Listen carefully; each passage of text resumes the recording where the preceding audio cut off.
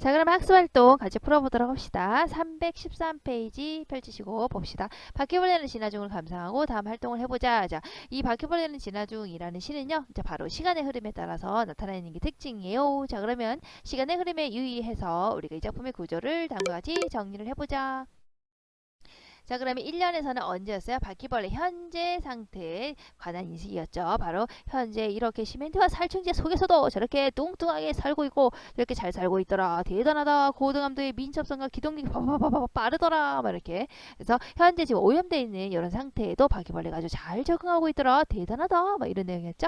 자, 2년에서는 바로 뭐였어요? 자, 과거의 바퀴벌레는 어떤 상태였냐? 바로 바퀴벌레는 바로 최초로 시멘트가 나오기 전에 그리고 살충제가 나오기 전에 어디에 살고 있었을까? 그때는 안 보였었는데 그때는 바로 빙하기의 시대였구나. 그렇기 때문에 그 빙하기의 시대에 바로 바퀴벌레의 금속의 씨앗을 숨겨놓고 바로 현재 아주 오염된 상태가 왔을 때 다시 바퀴벌레가 나오려고 했던 게 아니었을까라고 생각을 했죠. 자, 그러면서 이제 과거에 깨끗했을 때는 과거에 바퀴벌레가 어디 있었을까? 그때는 숨어져 있었던 게 아닐까? 그때는 빙하기였던 게 아닐까? 숨겨져 있다가 그 씨앗이 나중에 오염된 상태가 현재가 이제 과거에서 현재로 왔을 때 오염된 상태가 왔을 때 다시 바퀴벌레가 나온 게 아닐까 이렇게 말을 했죠.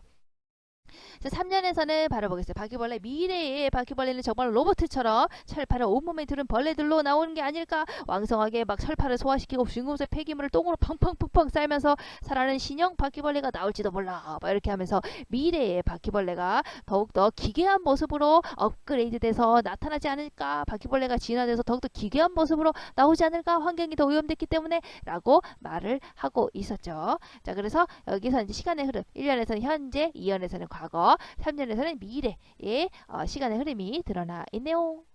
자, 그 다음에 1-2번 볼까요? 시적 화자가 주목한 바퀴벌레의 특성은 무엇인지 말해보자. 바로 뭐라고 했어요? 바퀴벌레는 그러니까 결국에 오염된 상황에서도 오염된 환경에서도 아주 잘 적응하더라. 이제 그게 바로 바퀴벌레 특성이었었죠. 자, 그래서 시멘트와 살충제 이게 바로 뭐야? 오염된 바로 상태잖아. 오염된 이런 상태에서도 아주 비대하고 살이 뻥뻥 찌고 새덩이 근육과 같은 고감도의 민첩성 바바바바바 기동력 여러분들 바퀴벌레 맨날 잡아 선생님 보여주는데 보시면 바퀴벌레 정말 빠르지 않아요? 막 그렇게 엄청 잘 살고 있더라. 그러니까 오염된 이런 시멘트와 살충제 같은 상황 속에서도 환경 오염이 심각해졌어도 바퀴벌레는 잘 적응해가지고 살도 막 둥둥하게 찌고 그리고 바로 아주 빠르게 잘 살고 있더라. 라는 게 이제 바퀴벌레 특성이 되겠죠.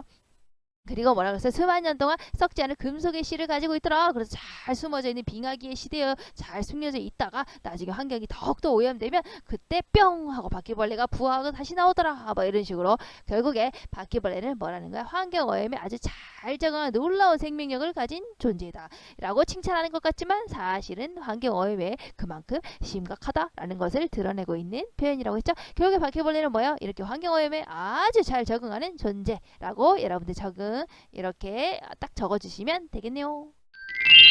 자, 그러면 2번을 볼까요? 현대사회의 공동체가 겪고 있는 문제를 생각하며 다음 활동을 해보자. 자, 이 작품에서 다음에 해당하는 시야를 모두 찾아보자. 다 했죠?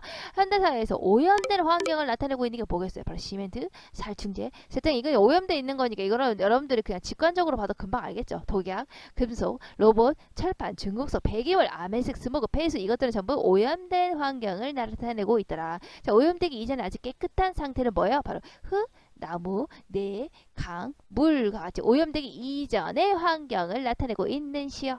자, 2번을 볼까요? 이제 3년에서 묘사한 신형 바퀴벌레의 모습. 이제 3년에서 신형 바퀴벌레가 어떤 모습이니? 로봇처럼 정말로 철판을 온몸에 들은 벌레들이 신형 바퀴벌레들이 업그레이드돼서 나올지 몰라. 마치 여러분들의 모습처럼 나올지도 몰라. 라고 했으니까 그런 미래 사회는 바로 뭐겠어? 더욱더 환경이 심하게 오염된 사회라는 것을 알 수가 있겠죠. 그러니까 현재보다 더욱더 심하게 공기와 물이 오염된 사회.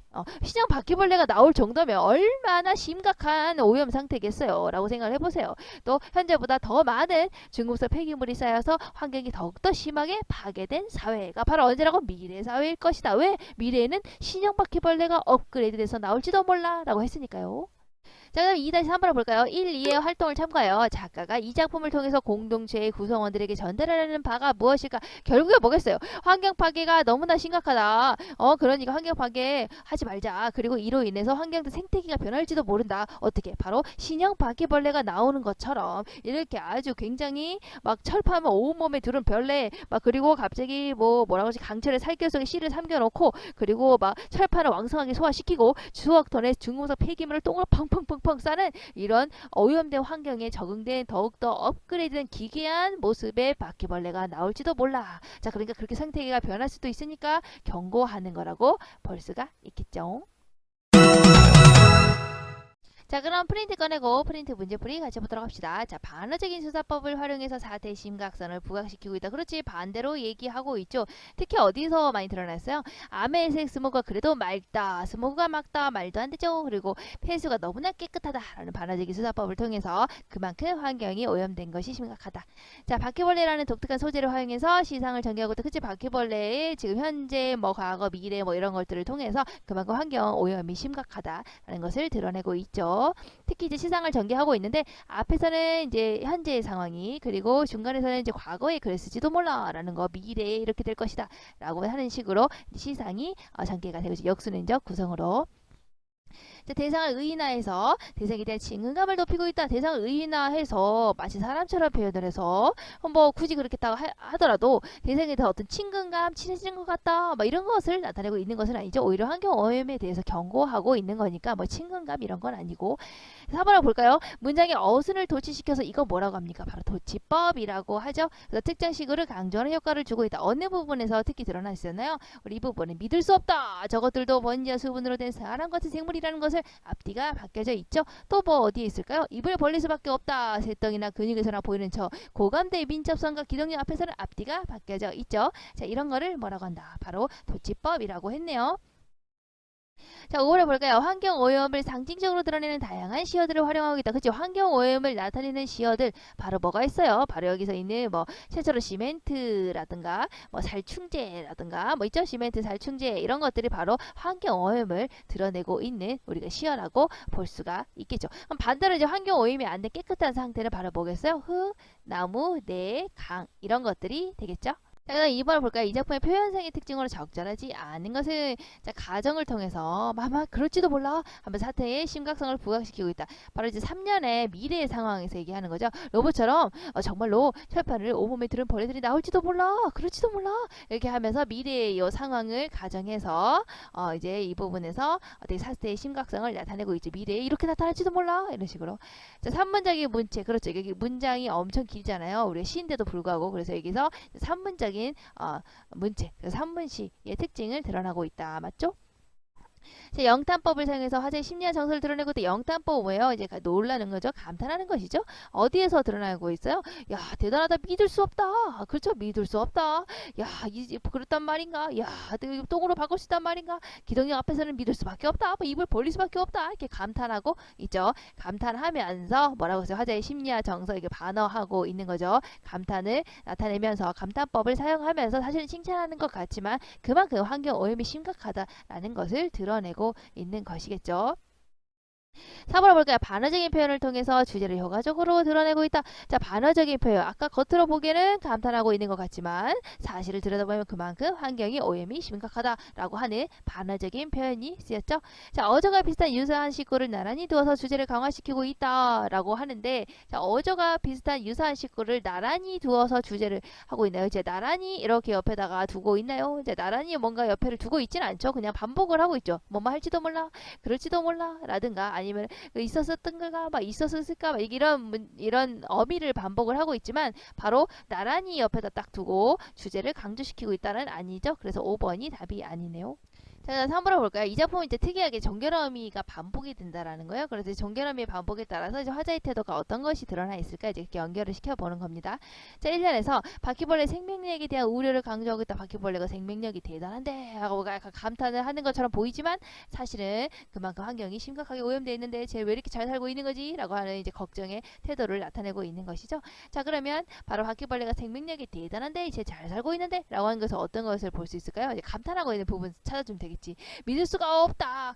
입을 벌릴 수밖에 없다. 대단하다. 뭐 이런 부분. 그리고 어떻게 우리가 사람 같은 뭐 이렇게 있단 말인가. 대단하다. 어떻게 똥으로 바꿀 수 있단 말인가. 뭐 대단하다. 이렇게 감탄하고 있는 것 같지만 사실은 그만큼 바퀴벌레가 환경오염에 엄청난 환경오염에 적응하고 있는 것에 대해서 얘기하고 있는 것이죠. 그래서 환경오염의 심각성에 대해서 얘기하고 있는 이제 반어적인 표현이에요. 감탄을 하고 있는 것처럼 보이지만 속에서는 이렇게 비판하고 있는 반어적인 표현이죠. 자, 그리고 바퀴벌레 놀라운 생명력에 대해서 의문하고 있는 거. 왜 그럴까? 자, 하면은 왜 그랬을까? 그랬을지도 몰라 하고 추측하는 부분이 들어가면 되겠죠. 어디에 살고 있었을까? 걔네는 깨끗할 때 어디에 살고 있었을까? 걔네는 나중에 다시 부화해가지고 환경이 더 심각해졌을 때 부화해서 나오기까지를 기다리고 있었던 것이 아니었을까? 하고 추측하는 부분이 있겠죠. 이랬던 거 아니었을까? 하는 바로 있었을까? 없었을까? 뭐 이런 부분. 자, 그래서 추측을 하는 이제 부분이 있겠죠.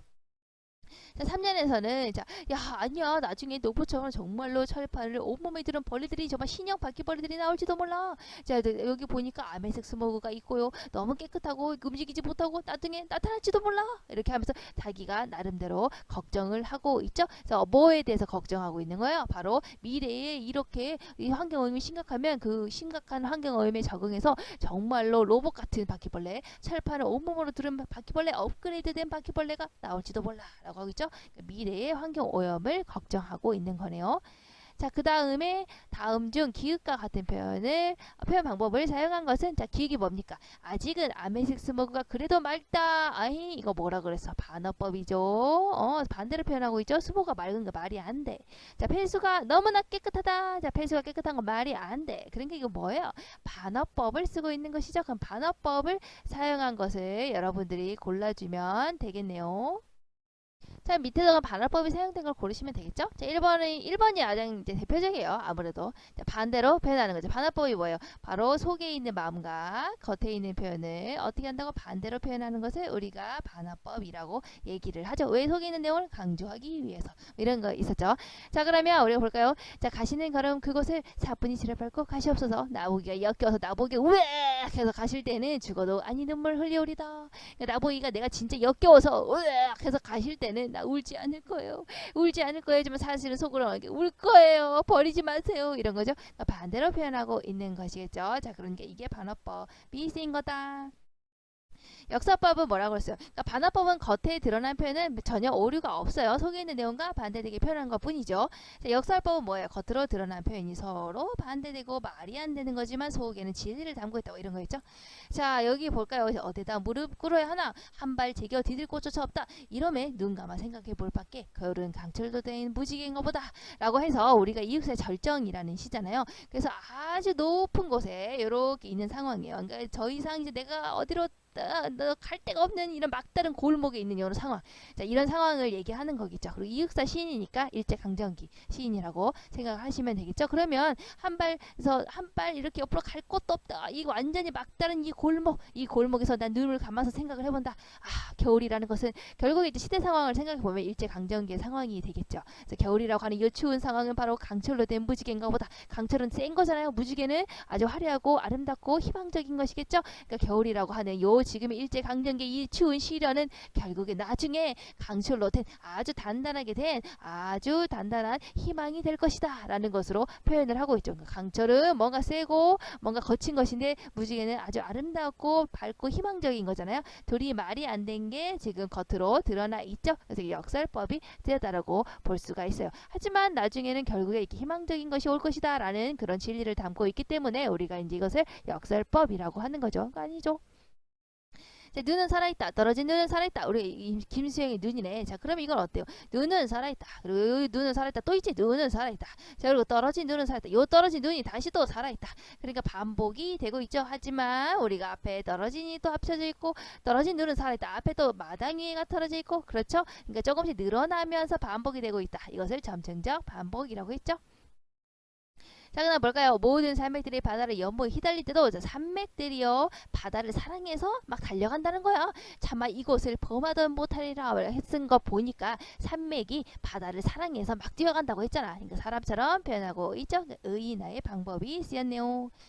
그 다음에 이게 5번을 볼까요? 자, 이거는 바로 정지용 시용의 유리창이라는 시예요. 이거는 바로 이제 아들을 잃어버린 이제 아들이 일찍 죽었어요. 그래서 아들이 죽은 아들을 그리워하면서 유리창을 닦으면서 아들을 생각하고 있는 그런 슬픈 시라고 생각을 하시면 돼요. 자, 그럼 여기 볼까요? 밤에 홀로 유리를 닦는 것은 유리를 닦으면서 아들을 계속 생각하는 거야. 외로운 황홀한 심사위는 이제 외롭지만 혼자 있죠. 아들이 없으니까 혼자 있지만 그래서 외로워요. 하지만 황홀해요. 자, 왜냐면 닦으면서 아들을 떠올릴 수가 있기 때문이죠. 그래서 이제 외롭고 황홀한 심사 마음이라고 표현을 한 거예요. 근데 외로운 건 사실은 안 좋은 거죠. 황홀한 건 좋은 거잖아. 말이 안 되는 표현이 서로 겉에 드러나 있죠. 그러니까 역설법이죠. 하지만 진리를 담고 있죠. 혼자 닦으니까 외롭지만 그 유리를 닦으면서 아들을 떠올릴 수가 있기 때문에 황홀하다라고 표현을 한 거예요.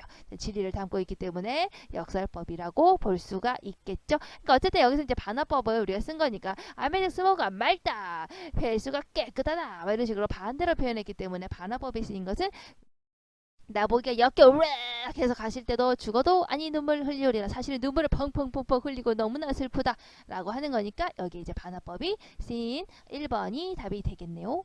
자, 마지막 5번을 볼까요? 자, 이 시는 박남세 새라는 시인데요. 이 시도 사실은 환경오염, 이제 자연 파괴, 이제 환경오염이라기보다는 이거는 뭐 자연 파괴, 뭐 이런 것들이랑 연결해서 굉장히 좀 많이 나오는 시라고 보시면 돼요.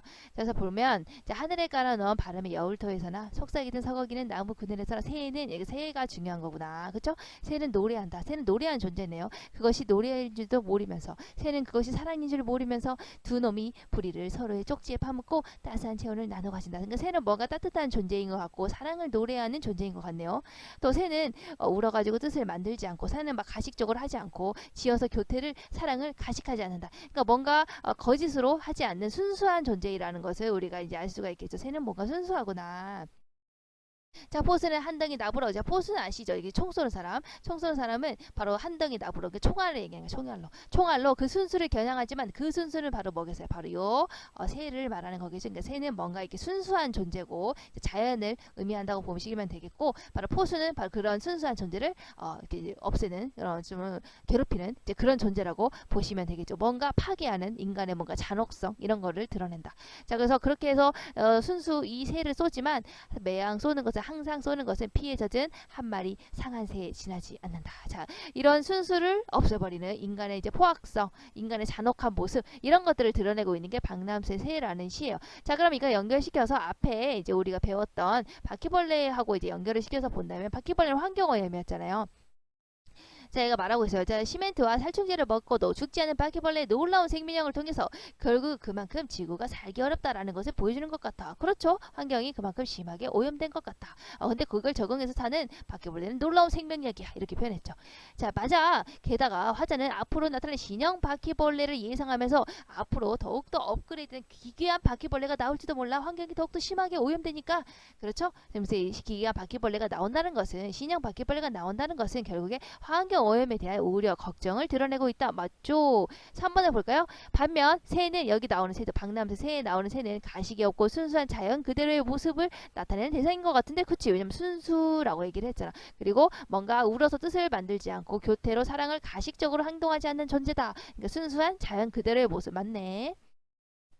자, 그다음 볼까? 현수가 나도 동의해. 그런데 그렇게 순수한 새도 결국 포수의 한 덩이 나부로 인해서 인간에게 그러니까 나부로 인해서 어때? 이 총알로 인해서 맞아서 지금 죽어버리는 거잖아. 쏘는 거잖아. 그러니까 결국에 이것은 인간에게 동화되고 마는 존재는 아니겠죠. 인간과 함께하는 존재는 아니겠죠. 인간과 오히려 대립되는 존재 아닐까? 인간이 쏘는 거잖아. 지금 총으로 쏴버렸죠. 자, 그러니까 여기에서 포수가 한 덩이 나부로 새를 쏘는 것은 바로 새를 쏜다라고 표현한 것은 결국 순수한 자연이었던 새를 파괴하는 인간의 잔혹성을 드러내고 있는 것이지 새하고 인간이 서로 함께 동화된다는 아닌 거 알겠죠?